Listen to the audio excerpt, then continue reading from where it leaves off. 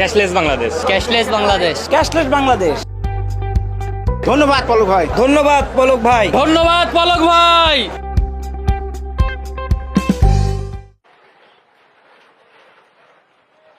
লেনদেন হচ্ছে cashless, smart হচ্ছে বাংলাদেশ। এই স্লোগানকে সামনে রেখে নাটোরের সিংড়া ফেরিঘাট এলাকায় বসে কোরবানির পশুর হাট, যেখানে জনপ্রিয় মোবাইল আর্থিক সেবা নগদের মাধ্যমে সহজেই ক্যাশলেস লেনদেন করেন আগতরা।